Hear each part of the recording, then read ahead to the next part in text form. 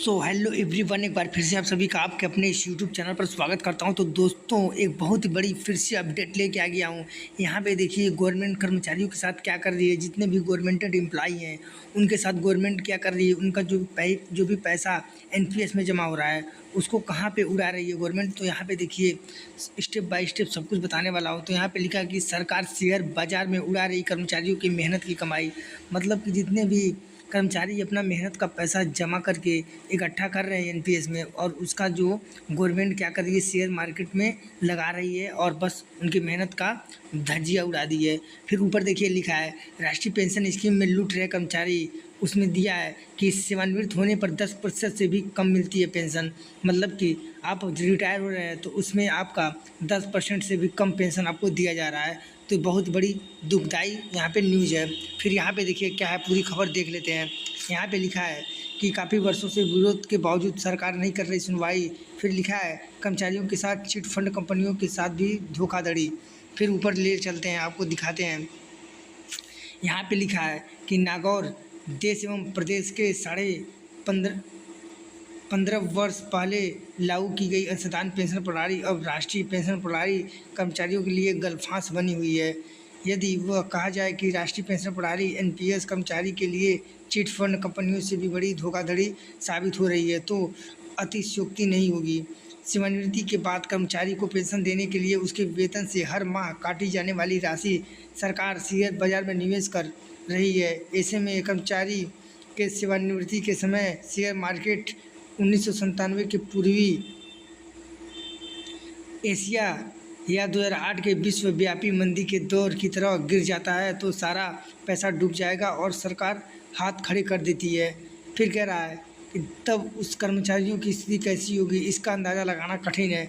फिर कह रहा है कि गौरव तलब है कि भारत सरकार ने 1 जनवरी 2004 से अंशदान पेंशन प्रणाली मतलब एनपीएस लागू की। इस योजना में पेंशन देने के लिए वेतन से 10% की कटौती होती है, लेकिन सामान्य भविष्य निधि जीपीएफ की सुविधा नहीं है।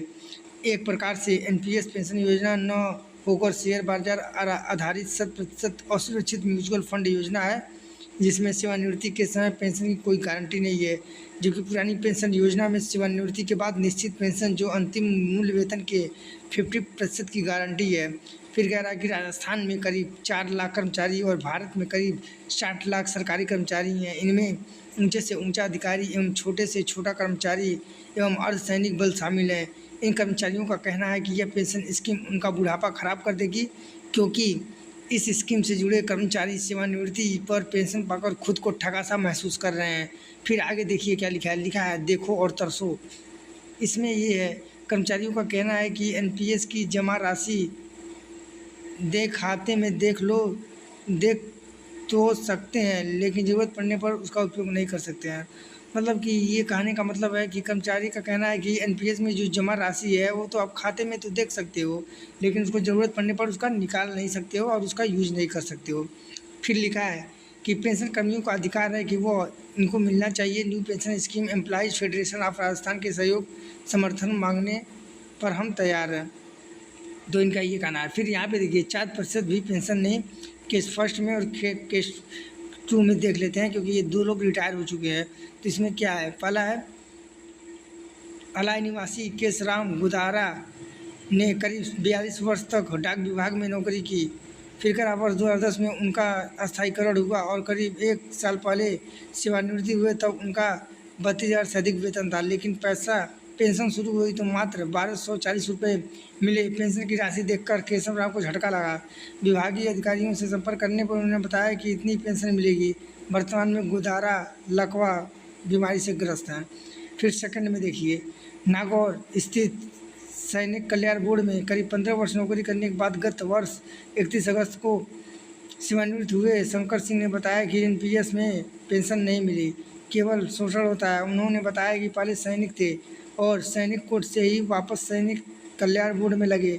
हाल ही में सेवानिवृत्त हुए तब 36,000 रुपये महीना वेतन उठा रहे थे, लेकिन पेंशन 2,000 रुपये मिल जाए तो बड़ी बात होगी। फिर यहाँ पे देखिए लिखा है कि शर्त ऐसी कि हर तरफ से कर्मचारी को घाटा। तो इसमें यह है कि एनपीएस में शेयर बाजार आधारित पेंशन कंपनियों द्वारा भुगतान किया जाता है। इसमें सेवानिवृत्ति पर शेयर बाजार के आधार पर भुगतान राशि पर 30% इनकम टैक्स देना होगा। साथ ही सेवानिवृत्ति के समय एनपीएस जमा फंड से 40% राशि किसी एक पेंशन कंपनी में निवेश करनी होगी। फिर आगे देखिए क्या बोला है, एनपीएस किसी एंगल से ठीक नहीं। यहाँ पे बोला गया है कि एनपीएस भी किसी एंगल से ठीक नहीं है। तो इसमें क्या बोला गया है, बोला गया कि एनपीएस किसी भी एंगल से कर्मचारियों के लिए ठीक नहीं है। इस योजना में सरकार कर्मचारियों की मेहनत की कमाई शेयर मार्केट में लगा रही है। उसके कारण सेवानिवृत्ति के बाद कर्मचारी अपने आप को ठगा सा महसूस कर रहे हैं। हमारा संगठन लगातार इसका विरोध कर रहा है और आगे करता ही रहेगा। जुगल जाखड़, प्रदेश उपाध्यक्ष, new pension scheme employees federation of Rajasthan. तो दोस्तों यहाँ पे आप लोग देख सकते हो कि कर्मचारी कितना भड़के हुए हैं और यहाँ पे एक नहीं दो केस आप लोग देख चुके हैं। तो यहाँ पे कर्मचारियों का क्या हो रहा है, जो भी पैसा जमा कर किया जा रहा है कर्मचारियों का मेहनत की कमाई, वो आप शेयर मार्केट में वो गवर्नमेंट लगा के और उनका पैसा बर्बाद कर रही है।